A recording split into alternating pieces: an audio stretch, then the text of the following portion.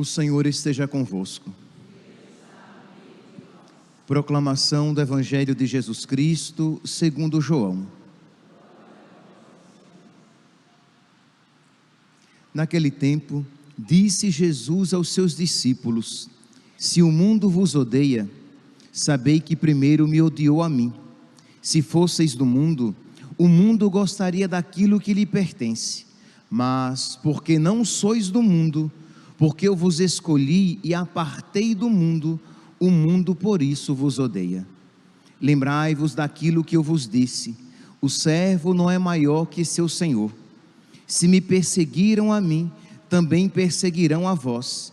Se guardaram a minha palavra, também guardarão a vossa.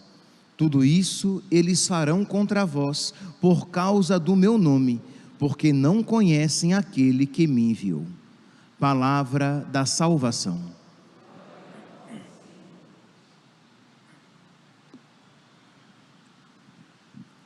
Caríssimos irmãos e irmãs, temos a alegria de celebrar hoje o dia de Nossa Senhora do Rosário de Fátima, que nós comumente, de uma maneira abreviada, chamamos de dia de Nossa Senhora de Fátima. Pois bem, no dia 13 de maio de 1917, isto é, no início do século XX, Jesus apareceu a 3 crianças: Lúcia, de 10 anos, Jacinta, de 7 anos, e Francisco, de 9 anos. Lúcia, Francisco e Jacinta.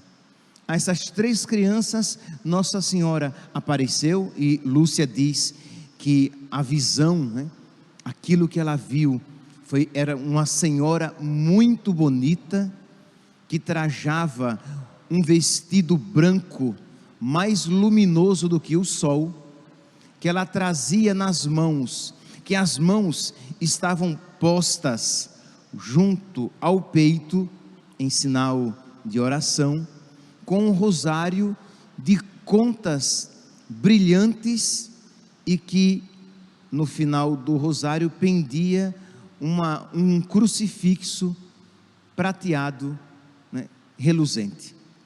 Então esta visão dessa mulher muito bonita incutiu no coração deles muita paz, incutiu no coração deles muita reverência, muita devoção. E aquela senhora muito bonita, cuja visão lhes incutia muita paz, muita alegria, muita serenidade, lhes faz uma pergunta que talvez nos espante. Aquela senhora muito bonita pergunta a eles: quereis oferecer-vos a Deus para suportar todos os sofrimentos que Ele quiser enviar-vos, em ato de reparação e de súplica pela conversão dos pecadores? Percebe, meus santos, que não é uma pergunta fácil. Percebe que se essa pergunta fosse feita a nós, sem a graça de Deus, nós iríamos titubear. É verdade, sem mim nada podeis fazer. Até os menores atos de amor, de sacrifício e de devoção, sem a graça de Deus, nós não podemos. Nós ouvimos isso há alguns dias, dos próprios lábios de nosso Senhor: sem mim nada podeis fazer. E isso aqui, meus irmãos, já falei a vocês, mas não custa repetir. Nós precisamos a cada dia pedir a Deus que Ele nos conceda a sua graça, que Ele nos conceda a sua graça, para que nós cumpramos a nossa missão, a sua missão como homem casado, como mulher casada, a sua missão no seu trabalho, a sua missão como jovem solteiro, em meio aos seus amigos. Você tem uma missão, porque nós muitas vezes vivemos a nossa vida com os olhos imanentistas, isto é, voltados apenas para aquilo que é imanente, para aquilo que eu vejo, para aquilo que eu toco, para aquilo que eu sinto. Então a minha missão é o quê? Minha missão é ser advogado, é ganhar dinheiro, é ser médico, é ter uma boa profissão, é ter um bom casamento. Entenda, meu santinho, a sua missão é ir para o céu e levar o maior número de pessoas para o céu. Nisto consiste a sua missão. O resto é acidente, é acréscimo, é enfeite. Mas a sua missão é essa, é amar a Deus, consequentemente ir para o céu, é fazer com que outras pessoas amem a Deus, consequentemente que outras pessoas vão para o céu. Esta é a minha missão, esta é a sua missão. O resto, repito, é acréscimo, é apenas um enfeite, é apenas um acidente, não é o substancial, o essencial, aquilo que verdadeiramente importa. Mas não são poucas as vezes que os cristãos têm em mente uma visão natural, humana da sua missão. A minha missão é ser feliz. Se diz, então tá bom, tá certo, a sua missão é ser feliz, é isso mesmo. Mas desde que você tenha por felicidade a verdadeira e eterna felicidade. Se quando você diz a minha missão é ser feliz, você se refere a ser feliz aqui na terra, a se dar bem aqui na terra, você é um iludido, porque a nossa fé em Jesus, como diz São Paulo, nós somos os mais dignos de pena, se a nossa fé em Jesus Cristo é apenas para este mundo. São Paulo, cheio do Espírito Santo, vai dizer, nós somos uns coitados, os mais dignos de dó, de pena, se estamos colocando a nossa esperança em nosso Senhor apenas para este mundo, é para o céu. Pois bem, então pedir a Deus a sua graça, para que nós cumpramos a nossa missão.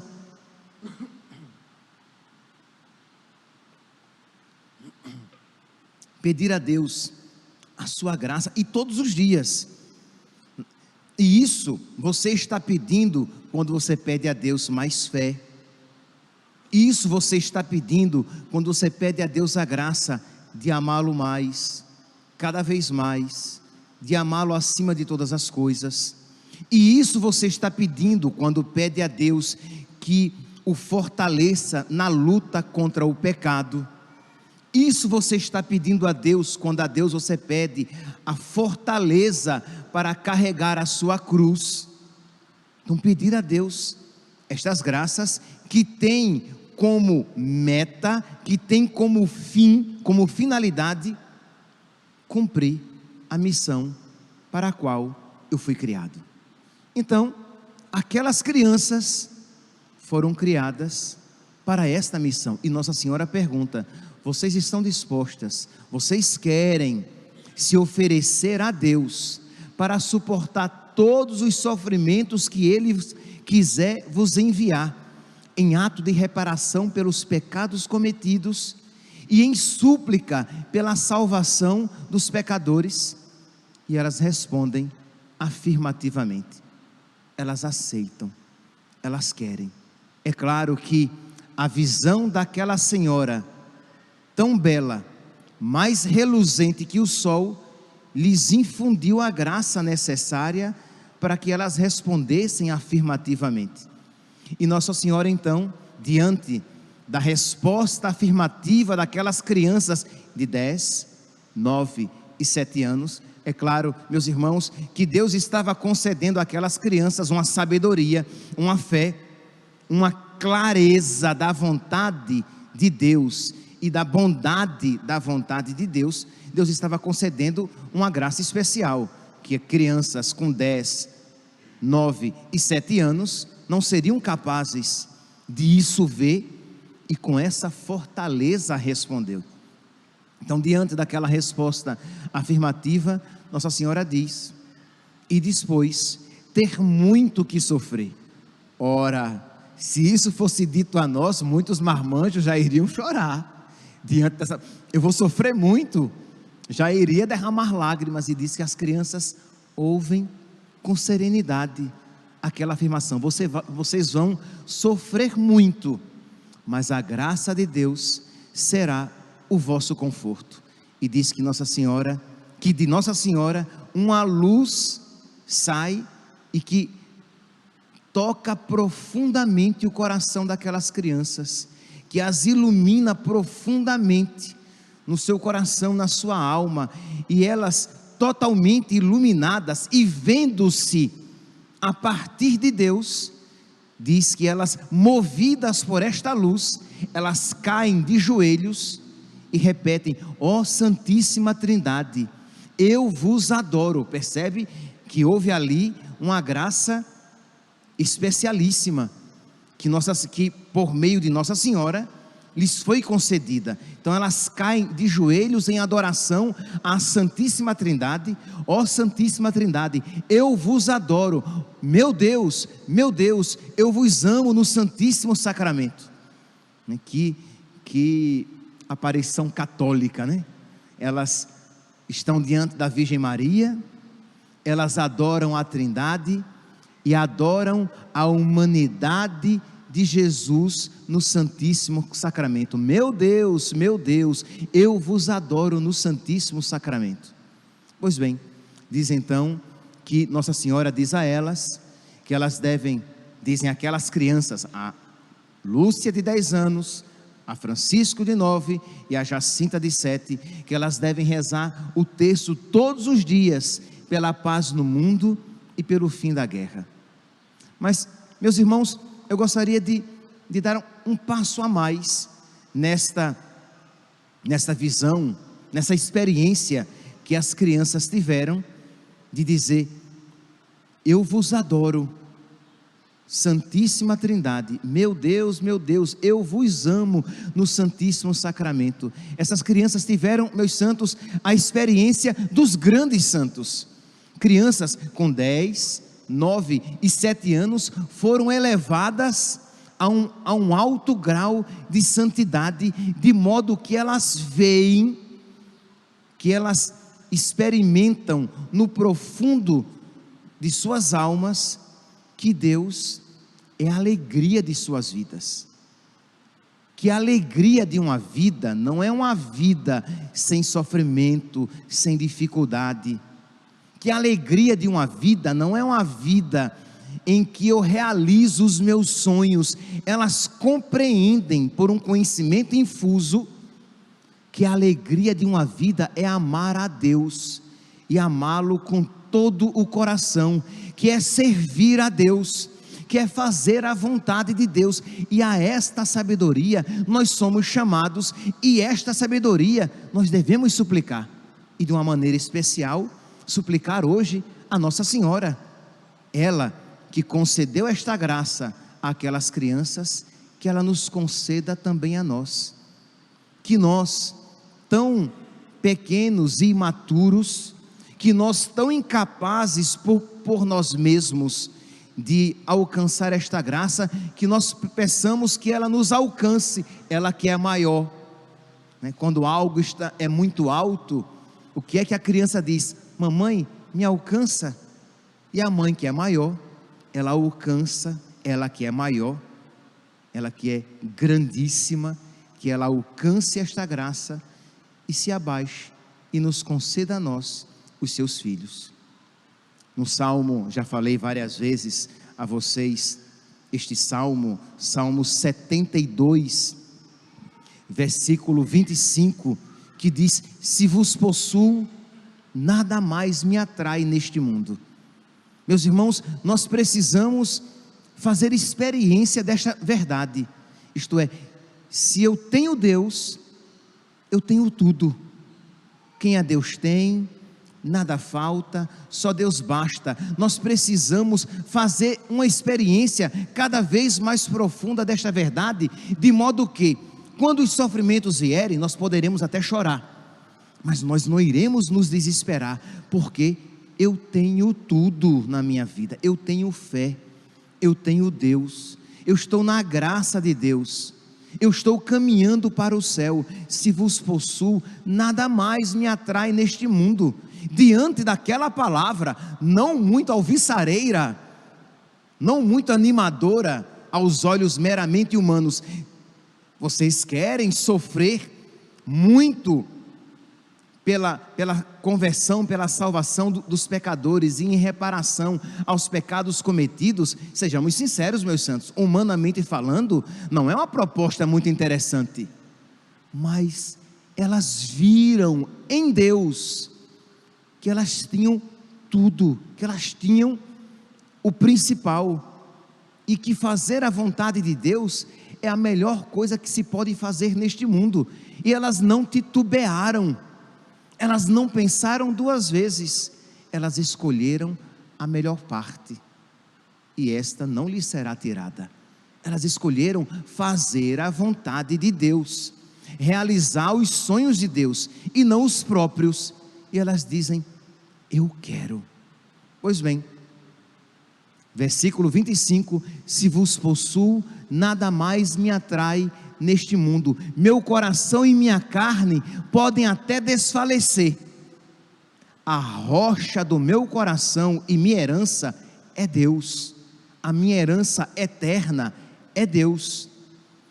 Sim, pereçam aqueles que de vós se afastam, mas para mim a felicidade é me aproximar de Deus. Salmo 72, versículos 25, 26, 27 e 28. Para mim, a felicidade é me aproximar de Deus. Meus irmãos, repito, nós precisamos pedir a Deus que nos conceda esta sabedoria, porque nós só seremos cristãos felizes carregando a nossa cruz, passando por aflições, porque neste mundo tereis aflições, mas nós só seremos cristãos felizes, fecundos na nossa vida, se nós tivermos esta certeza: Deus me basta, o céu me basta, e eu estou caminhando para Deus, porque na casa de Deus há muitas moradas, e Jesus preparou uma para mim. E nós podemos pregustar esta realidade em cada Eucaristia. Quando nós fazemos comunhão com Jesus, nós comungamos o céu, nós já pregustamos aquilo que teremos em plenitude na glória eterna. Se para mim a felicidade é estar com Deus, com quem estamos quando comungamos? Estamos com Deus, estamos em Deus, e Deus está em nós. Todas as vezes que nós comungamos, isso na nossa alma acontece. Pois bem, então, isso aconteceu na primeira aparição, no dia 13 de maio de 1917, na segunda aparição, no dia 13 de junho, não é de se espantar, Lúcia diz assim, que ela quer ir logo para o céu, e diz que Nossa Senhora responde: olhe, Francisco e Jacinta vão, você vai demorar um pouquinho, né? Ela morreu bem idosa, né? Ela tinha 10 anos, então, e dizem o quê? Que diante desta palavra, ela se aquieta. Esta é a vontade de Deus, que Nossa Senhora diz assim, abre aspas: Jesus quer se servir de ti, para me fazer conhecer e amar. Ele quer estabelecer no mundo a devoção ao meu imaculado coração. A quem abraçar essa devoção, prometo a salvação. Então, se Jesus quer se servir de mim, a minha alegria é fazer a vontade de Jesus. E ela aceita com alegria a vontade de Deus, que vai dar o céu já a Francisco e a Jacinta, mas ela vai ter que esperar um pouquinho mais. Meus irmãos, imagine aqui, quando você quer muito, lembremos-nos, ela queria o céu de uma maneira muito mais profunda do que nós somos capazes de querer qualquer coisa neste mundo. Então imagine algo que se quer muito, que você quer muito, e Deus diz: eu não vou dar isso a você, eu vou dar isso à sua amiga, eu vou dar isso àquela pessoa, eu vou dar isso àquela família, e é algo bom, mas a você eu não vou dar, porque de você eu quero algo diferente. E você, com serenidade e alegria, não é com um bico desse tamanho, não vai me dar, eu bem que queria isso, e fica fazendo, né, cara feia. Não, com alegria. Jesus quer ser servido por mim, então quer dizer que eu irei sofrer mais tempo aqui na terra, porque se aquela missão de sofrer, de reparar o coração de Deus e da Virgem Maria, e de estabelecer a devoção ao Imaculado Coração, e de se oferecer pela conversão dos pecadores, se naquela vocação consiste em sofrimento, e se Francisco e Jacinta vão partir, aquilo vai consistirá a ela por mais tempo, e ela aceita amorosamente a vontade de Deus expressa por Nossa Senhora. Meus irmãos, isso não pode ser poesia, algo bonitinho que a gente vê a respeito dessas 3 crianças, mas isso deve ser algo que nós vamos enraizar na nossa alma, pedir a graça de Deus, para não apenas aceitar a vontade de Deus, mas amar a vontade de Deus, pedir a graça de Deus, para que eu aceite com alegria, sabendo, não pelos meus afetos, porque os meus afetos, os meus sentidos, nem sempre, quase sempre, nem sempre eles me concedem um conhecimento certeiro, quase sempre é duvidoso, quando não até mesmo um conhecimento errado, errôneo, mas pedir que iluminado, a minha inteligência iluminada pela graça, que eu queira a vontade de Deus, porque eu creio que a vontade de Deus é a melhor, e eu me alegro por ver a vontade de Deus se realizar na minha vida, mesmo que esta vontade não me seja gozosa, mesmo que esta vontade seja dolorosa, custosa, mas Senhor, eu aceito a Tua vontade na minha vida. Então, meu santinho, vamos lá, você não tem maior clareza da vontade de Deus do que aquelas realidades que já aconteceram. Aquilo que pode ou não acontecer, você pode dizer: eu não sei se é vontade de Deus ou se não é vontade de Deus, mas se algo já aconteceu na sua vida, você tem certeza que é vontade de Deus. Então o que é que já aconteceu na sua vida e contra o qual você luta, se revolta? Bem que eu poderia ser diferente, bem que na minha vida isso ou aquilo poderia acontecer de um modo diverso, bem que aquele sonho que eu tinha poderia ter se realizado, e você fica recalcitrando contra o aguilhão, ou como nós usamos de uma maneira mais simples, dando murro em ponta de faca, quando na verdade você deveria dizer: Senhor, eu não te compreendo, mas esta é a tua vontade, eu amo a tua vontade, eu quero a tua vontade, seja feita a tua vontade na terra, na minha vida, como ela é feita no céu, como ela foi realizada, vivida pelos santos. Eu quero a tua vontade. Pois bem, então diz que a Virgem Maria anima a Lúcia, dizendo que esta é a vontade de Deus. Se anima é porque talvez ela ficou meio xoxinha, né? Vai todo mundo para o parque, vai todo mundo para o céu, e eu vou continuar aqui na terra, neste vale de lágrimas. Mas Nossa Senhora a anima e diz: eu sempre estarei com você. E novamente, diz que de novo abriu as mãos e lhe comunicou o reflexo de uma intensa luz, e ela foi como que submergida em Deus. Percebe, meus santos, que nós precisamos pedir a graça de Deus, isto é, diante daquela negativa, porque o desejo, pelo menos foi expresso por ela, minha mãe, leva-nos para o céu imediatamente, leva-nos para o céu o quanto antes. E Nossa Senhora diz: Francisco e Jacinta sim, você não, mas para que ela vivesse aquela missão que lhe era dada, para que ela amasse aquela negativa, aquela negação ao seu pedido, Nossa Senhora lhe abriu as mãos e de novo lhe infundiu luz. Então vamos lá, meus santos, vamos viver a nossa vida a partir da graça de Deus. Eu tenho certeza, eu não preciso conhecer todos vocês, eu tenho certeza que todos aqui temos uma cruz, que todos aqui temos uma dificuldade.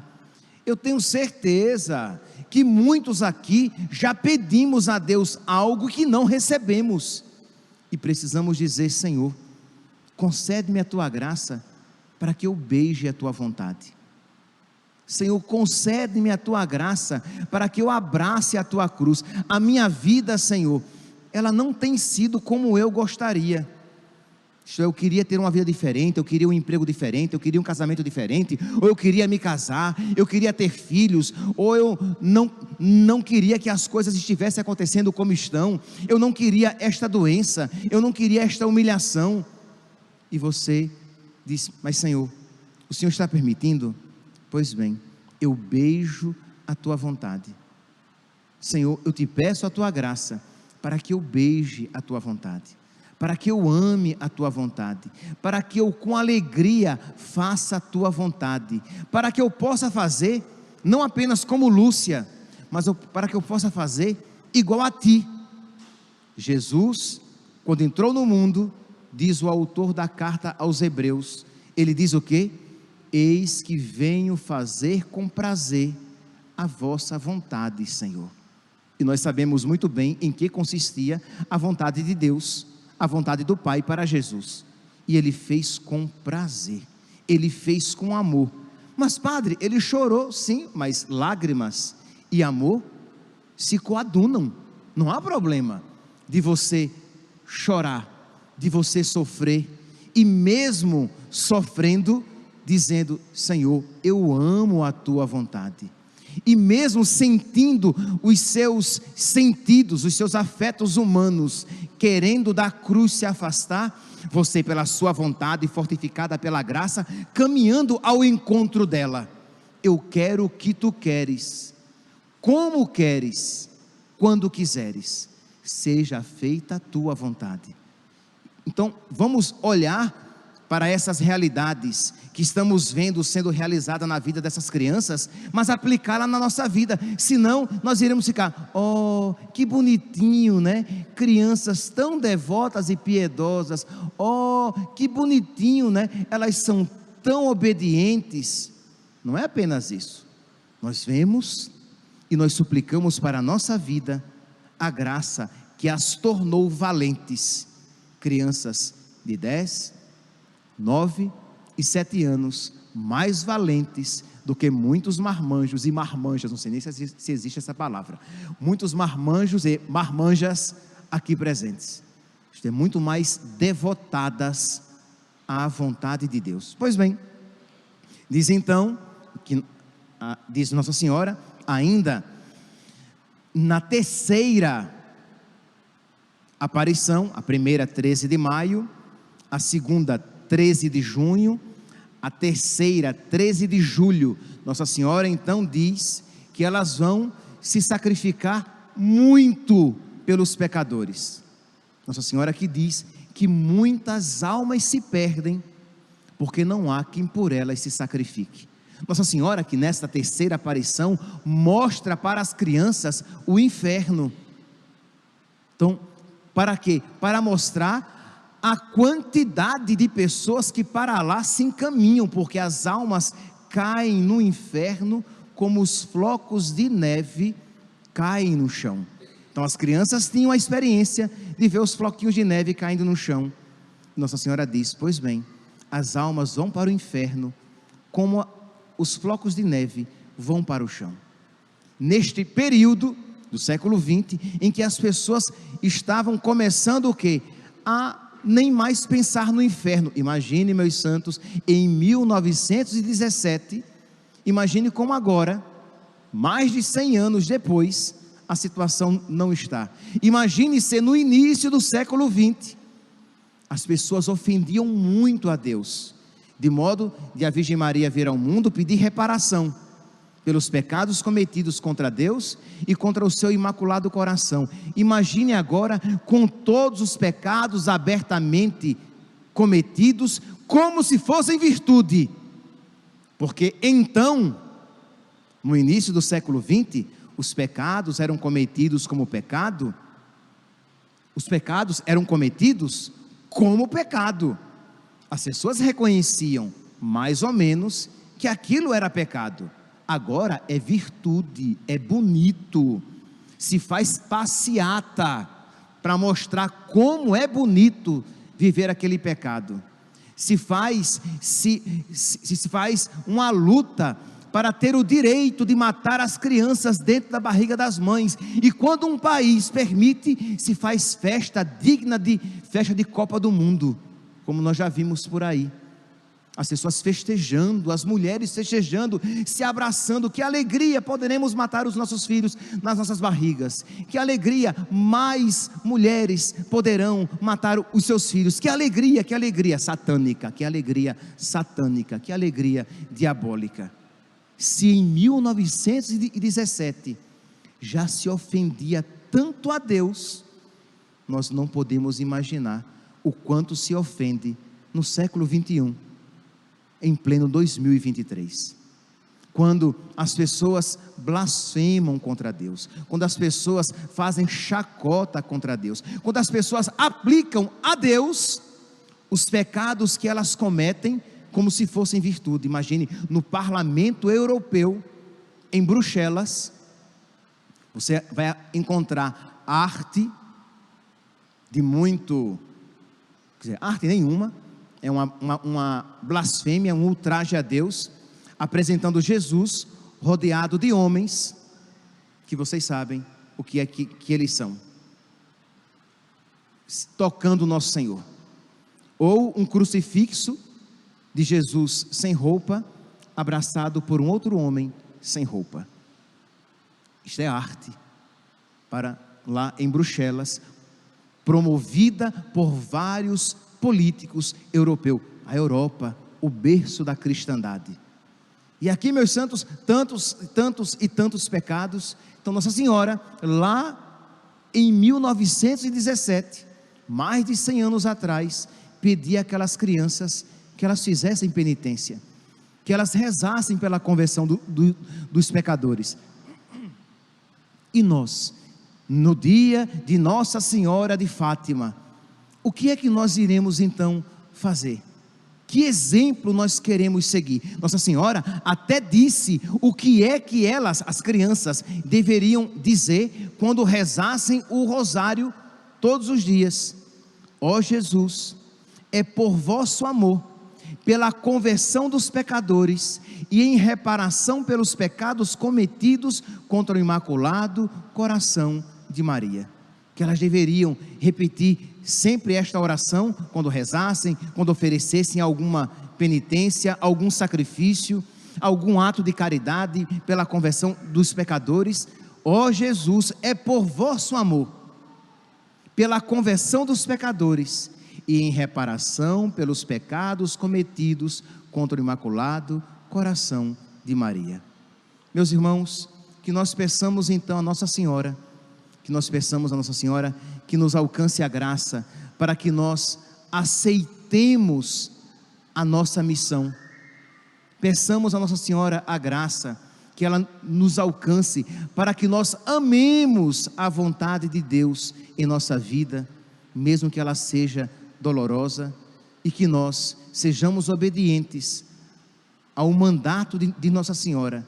Rezemos o terço todos os dias, e rezemos pela conversão dos pecadores, porque muitas almas se perdem, porque não há quem por elas faça penitência. Louvado seja nosso Senhor Jesus Cristo, para sempre seja louvado.